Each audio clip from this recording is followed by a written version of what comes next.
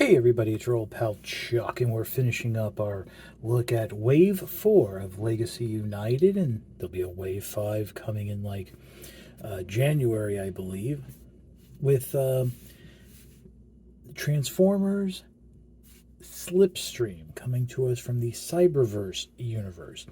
Now, if we go back and look, we had a new figure with G1 Universe Optimus Prime, a heavy retool and repaint with G1 Universe Double Target Master Quake, and now we're just getting a simple repaint with a new head with Slipstream.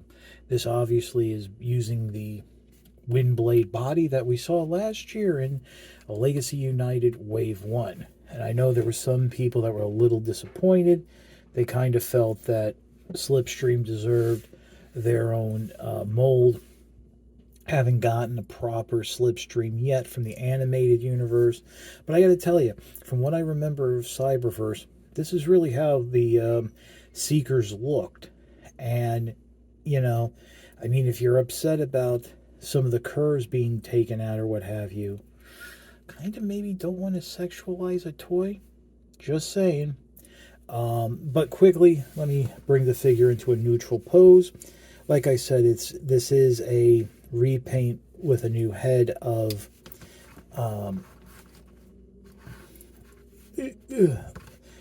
Legacy United Windblade, which I thought was very good, and I still think this is the best Windblade figure we've gotten. But you can see it's one of those tricks of the eye that you think there's new tooling like here in the chest, but it's really just the paint picking out different details. The Autobot logo, the heads are different. This is that, Cyberverse Seeker, a little more feminized, if you will, and then there's Windblade's head. But coming down to the legs, you see that the diamond pattern on the knees, pointing out those little, almost pearl-like indents. Here it's just a straight green, and then here on Windblade, the venting is that gunmetal gray, but here on Slipstream, it's black with the silver picking it out. But one thing you do notice is that with the vents, they are not painted at all where they are on Windblade. I really can't say if one's better than the other because it really it comes up to your preference in colors and character. For my money, I'll go with Windblade. I'm just a little more familiar in that regard. But here you have it on the back. I will say I do appreciate the metallic paint accents, whereas you really don't have that here on Windblade, who also I think was pretty sure was from the Cyberverse universe. Yeah, it was Cyberverse. Very underrated show. I've been following somebody just discovering it, and they're starting off with the first couple seasons, and we have to reassure them that it really does pick up. And I think Cyberverse is going to be one of those hidden gems in the Transformers media history. But getting Windblade out of the way, you do see that instead of a sword, Slipstream comes with these null rays of sorts. Unfortunately, there's really only two ways to hold them. Either by the hand, which doesn't look that right to me, where I would want a little bit more of a stock. And this is like a translucent seafoam green painted black. Or you can peg it under the arms, which I think kind of works a little bit better. Obviously, people were wanting, a way to peg it into the arms and the shoulder. And really, that would have involved pre-tooling Windblade with ports there and making the arms thicker than they are. Now, since with Windblade, we did the transformation from vehicle to robot, I think we'll just go ahead and I'll show you how to do robot to vehicle. Not that difficult at all. First thing you want to do is, if you haven't already, bring down the shoulder pads, and they will sort of snap into place there. Then come around to the backpack here, and let me just say, if I remember, one thing I remember from Windblade is a lot of people complaining about the backpack, and if you have an issue with a backpack like this, I don't know, I think you're looking for excuses to not buy a figure, which is something I've we'll be discussing. I've always said I want to discuss the whole idea of color comparisons and stuff like that, and why I don't really like it. But so flip that nose cone down, unpeg these back sections and swing them out. Then what you want to do is on a double hinge here, you want to swing out the tips of the nose cone here. So just like so.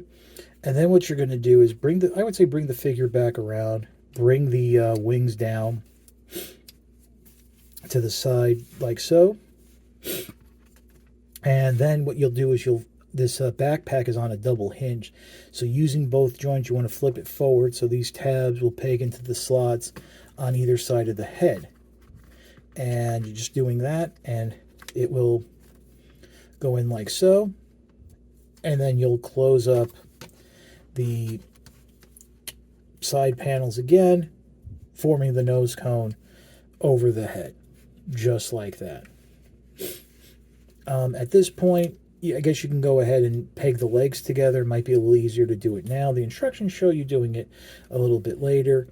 Rotate the figure around at the waist.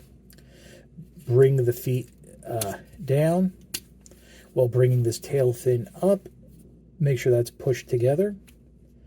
And on a Slipstream here, the joints are a little tighter, just so you know, so you might have to wrestle with it a little.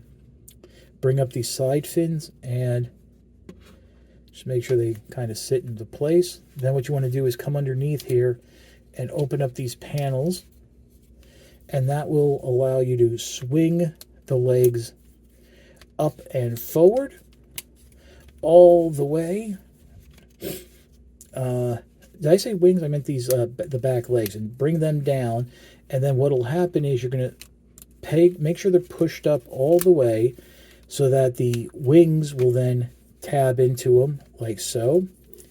And then bring the arms down and basically peg the hands on those posts like that. Yes, I know it's exposed hands. What are you going to do? And then these panels will fold up and tab into back right there. Make sure you have everything lined up, even, neat. Come in, fold down the landing gear. You have the little landing struts there. On the wings here, you can rotate the VTOL fans if you so desire. I think that was one of the other complaints, is that Slipstream wasn't a VTOL jet. Peg this under the wing, just like so. Unfortunately, it's a little too close on that to use that post. Excuse me, that hole, but just like that. And there you have Slipstream in its vehicle mode. Nice looking jet. Obviously, it's Windblade's jet, but again, the Seekers kind of look like this in Cyberverse. And, you know, I mean, what were you going to do? Get like the deluxe class Starscream and work that up for the Generations line? I don't think that would have really worked out, but it's nice.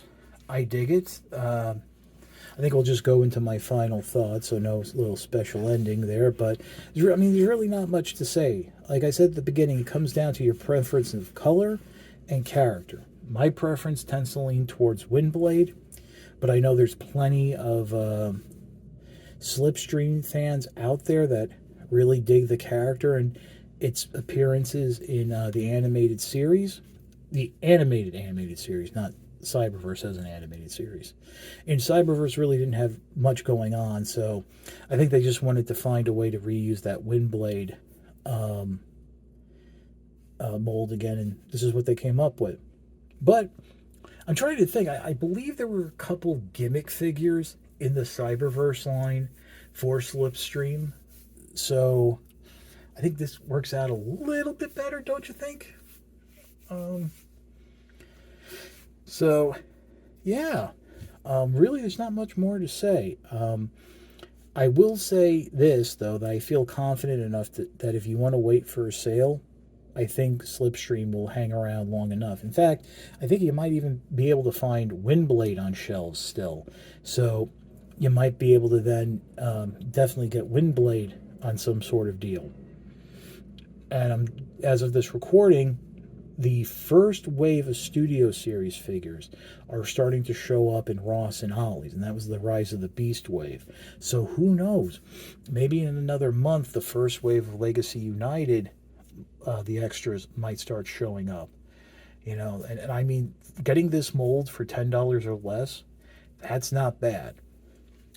But that's about it for the review. If you like this review, like, comment, and subscribe. Well, I appreciate the views. The likes, comments, and subscriptions help communicate to YouTube through the algorithm that my channel should be exalted and held upon high. It would make the ultimate sign of support.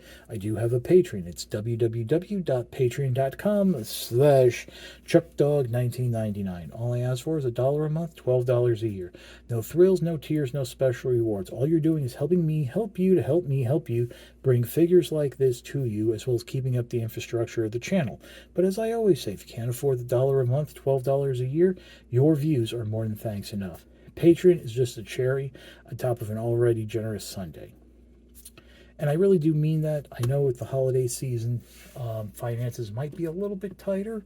So if you can't swing it, just can't swing that $1 a month, $12 a year, it's all good in the hood. But that's about it. Once again, this is your old pal Chuck for Legacy United Slipstream. We will see you next time.